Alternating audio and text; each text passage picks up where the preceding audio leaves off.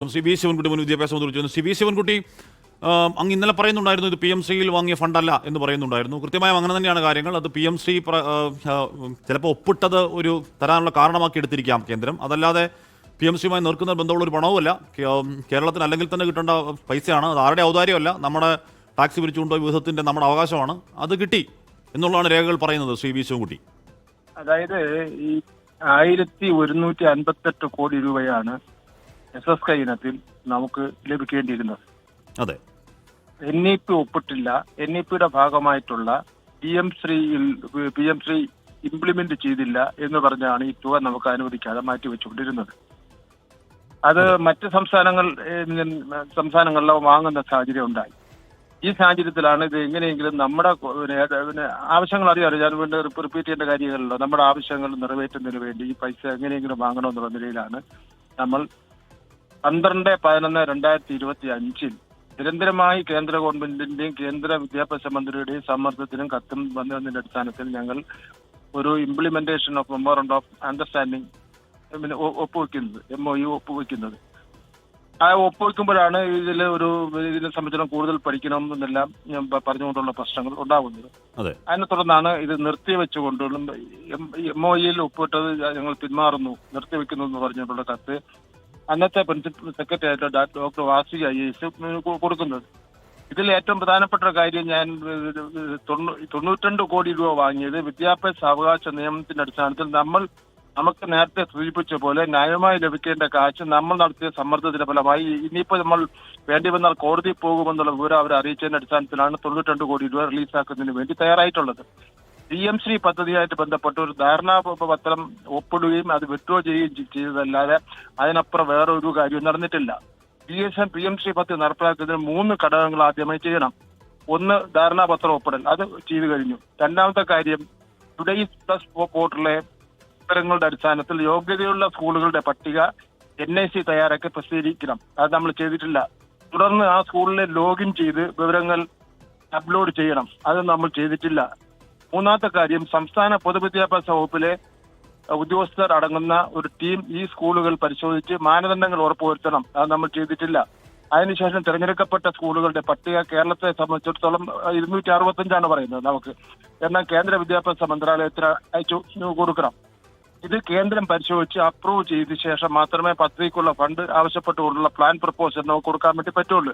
ഇതൊന്നും ഇവിടെ ചെയ്തിട്ടേ ഇല്ല. ശരി, നമ്മൾ അക്കാര്യത്തിൽ നിസ്സഹകരണം കാണിക്കുകയാണ്. ശരി, നല്ല കാര്യം. അത് രാഷ്ട്രീയമായി നല്ലായിരുന്നു. രാഷ്ട്രീയമായി അതങ്ങനെ തന്നെയാണ് നിങ്ങൾ. പക്ഷേ ശ്രീ വി ശിവൻകുട്ടി, ഇവിടെ നമ്മൾ ഒപ്പിട്ട MOU പ്രകാരം നമുക്ക് കെപ്റ്റിൻ അബയൻസ് എന്നൊരു ക്ലോസ് അതിലില്ല.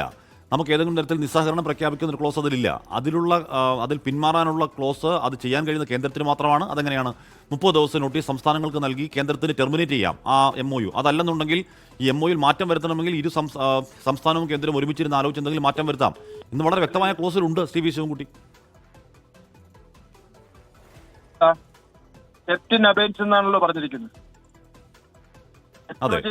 ചെയ്തിട്ട് അല്ലല്ലോ പറഞ്ഞിരിക്കുന്നത്. അത് നിങ്ങൾ തൽക്കാലം നിർത്തിവെക്കണം. ഞങ്ങൾ നടത്തിയിട്ടുള്ള എഗ്രിമെന്റ് നിർത്തിവെക്കണം. അത് നിർത്തിവെച്ച് കഴിഞ്ഞാൽ പിന്നെ ഗവൺമെന്റാണ് തീരുമാനിക്കേണ്ടത്. LDF ഗവൺമെന്റ് നിർത്തിവെക്കാൻ തീരുമാനിച്ചു. ആ നിർത്തിവെക്കൽ തീരുമാനം അംഗീകരിച്ചുകൊണ്ട് UDF മുന്നോട്ട് പോകാം. UDF ആണ് ശക്തമായിട്ട് പറഞ്ഞിരുന്നല്ലോ. PM3 BJP ആയിട്ട് ഒത്തുതീർപ്പുണ്ടാക്കി, ഒത്തുതീർപ്പ് ഉണ്ടാക്കി എഗ്രിമെന്റ് വെച്ചെന്ന് പറഞ്ഞല്ലോ. കെപ്റ്റിൻ അബയൻസ് ആണ് ഇപ്പോഴത്തെ പൊസിഷൻ. വേറെ ഒരു നടപടിക്രമങ്ങളുമായിട്ട് മുന്നോട്ട് പോയിട്ടില്ല. അതുമായി ഞങ്ങൾ അതേ നിലയിൽ തന്നെ ഞങ്ങൾ മുന്നോട്ട് പോകുന്ന തീരുമാനം മാത്രം ഗവൺമെന്റ് എടുത്താൽ മാത്രം മതി. പക്ഷേ MOU അവിടെ നിൽക്കുകയാണ്. അപ്പോഴും ആ MOU ഏതെങ്കിലും തരത്തിൽ ബാധകമോ? തൽക്കാലം നമ്മുടെ കെപ്റ്റിൻ അബയൻസ് മാത്രമേ ഉള്ളൂ. MOU പ്രകാരം നമുക്ക് പിന്മാറാൻ കഴിയില്ല. MOU നമ്മൾ ലാസ്റ്റ് വേണമെന്നല്ലോ. ഒരു MOUയിൽ തന്നെ പറഞ്ഞിരിക്കുന്ന കാര്യങ്ങളിൽ നമുക്ക് അസംതൃപ്തി ഉണ്ടെങ്കിൽ ഏത് നിമിഷം വേണോ പിന്മാറുന്നതിന് വേണ്ടിയുള്ള അവകാശമൊക്കെ ഉണ്ടല്ലോ. ലാസ്റ്റ് വേണമെന്നല്ലോ ഒരു MOU എഗ്രിമെന്റ് ഒപ്പുവെക്കുന്നുണ്ട്. ഇതൊരു ഒരു ധാരണാപത്രം എന്ന് മാത്രമല്ല പറയാൻ പറ്റുള്ളൂ ഇന്ന കാര്യങ്ങൾ സംബന്ധിച്ചിടത്തോളം. അത്രേ ഉള്ളൂ. എന്ന് പറഞ്ഞാൽ നമ്മൾ MOU പിന്മാറുന്നു പറഞ്ഞാൽ കേന്ദ്രം എന്ത് ചെയ്യും? ഒന്നും ചെയ്യില്ല. ഒന്നും ചെയ്യാൻ കഴിയില്ല. നിയമപരമായി ചെയ്യാൻ കഴിയില്ല. ലീഗൽ ബൈൻഡിംഗ് ഉള്ളതല്ല. പക്ഷേ ഇനി MOU മുകളിലേക്ക് എടുക്കുകയാണെങ്കിൽ MOU പ്രകാരം അത് കേന്ദ്രത്തിനാണ് അതിനുള്ള അവകാശം. നമുക്ക് കെപ്റ്റിൻ അബയൻസ് 23ാമത്തെ ഖണ്ഡിക പ്രകാരം 23ാമത്തെ ഖണ്ഡിക പ്രകാരം നമുക്ക് ഇത് വിഡ്രോ ചെയ്യാൻ വേണ്ടിയുള്ള അവകാശം ഒക്കെ തന്നെ അതിൽ പറയുന്നുണ്ട്. അതെല്ലാം വ്യക്തമായി തന്നെ പറയുന്നുണ്ട്. 23ാമത്തെ ഖണ്ഡിക.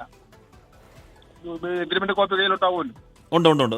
ആ ഫ്രെയിംവർക്ക് ആണോ അങ്ങ് പറയുന്നത് അതോ MOU തന്നെയാണോ പറയുന്നത്? Each party shall keep the other parties duly informed of any matter which may ആ പാരഗ്രാഫ്. അതിൽ പറയുന്നത് നമുക്ക് മാറ്റം വരുത്താം, പക്ഷെ നമുക്ക് ഇരുവരും ചർച്ച ചെയ്ത് നമുക്ക് മാറ്റം വരുന്നതിനെ പറ്റിയാണ് പറയുന്നത്. പിന്മാറുന്നതിനെ പറ്റി പറയുന്നത് കേന്ദ്രത്തിന് ഉള്ള അവകാശത്തെ പറ്റി. നമുക്ക് ഏകപക്ഷീയമായി പിന്മാറ്റാവകാശം ഇല്ല. അത് പറയാൻ കാരണം എന്താ പറയുക, പഞ്ചാബ് ഏകപക്ഷീയമായിട്ടില്ല. നമ്മൾ ഏതെല്ലാം കേന്ദ്ര ഗവൺമെന്റ് സ്കീം ഓരോ സംസ്ഥാനങ്ങൾ നടപ്പിലാക്കുന്നില്ല. അത് ശരിയാണ് അല്ലെ? അല്ല, താങ്കൾ ആ പറഞ്ഞ 100% ശരിയാണ്. അങ്ങനെ നടപ്പാക്കാതിരുന്നാൽ കേന്ദ്രം നമ്മളെ ഒന്നും ചെയ്യാനില്ല. അതാണ് യാഥാർത്ഥ്യം. കൂടി പഞ്ചാബ് ഇത്തരത്തിൽ ഒപ്പിട്ടു. പാഠപുസ്തകങ്ങൾ നമ്മുടെ ചരിത്ര സത്യങ്ങളെ മാറ്റിവെച്ചുകൊണ്ട് പുതിയ പാഠപുസ്തകം പ്രിന്റ് ചെയ്തിറക്കി. നമ്മൾ ബദൽ പാഠപുസ്തകം കേരളത്തിൽ ഇറക്കി. ബദൽ പാഠപുസ്തകം പുറത്തിറക്കി. അവർ ചരിത്ര സത്യങ്ങളെ മഹാത്മാഗാന്ധിയുടെ അസാസിനേഷൻ അടക്കമുള്ള കാര്യങ്ങൾ മാറ്റിവെച്ചുകൊണ്ട് ഇപ്പൊ നമ്മൾ ബദൽ പാഠപുസ്തകം ഇറക്കി. എന്ത് കേന്ദ്ര ഗവൺമെന്റ് ചെയ്തു? ആ ബദൽ പാഠപുസ്തകം കുട്ടികളോട് പഠിപ്പിച്ച് പരീക്ഷ എഴുതിപ്പിച്ച് കുട്ടികൾ ജയിക്കുകയും ചെയ്തു.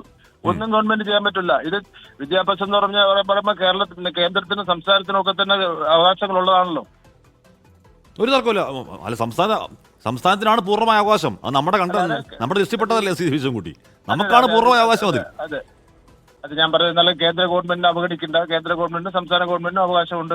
കേന്ദ്ര ഗവൺമെന്റ് വേണമെങ്കിൽ പുതിയ നിയമം ഇന്നത്തെ ഒരു കാലഘട്ടത്തിൽ ഒരു ഓർഡിനൻസോ നിയമമൊക്കെ കൊണ്ടുവരുന്നതിനുള്ള അവകാശം ഉണ്ടല്ലോ. അപ്പൊ അതുകൊണ്ട് ഞാൻ സംസ്ഥാന ഗവൺമെന്റും കേന്ദ്ര ഗവൺമെന്റും എന്നുള്ള പദപ്രയോഗം ഉപയോഗിച്ചത് മാത്രമേ ഉള്ളൂ. Okay sir, thank you.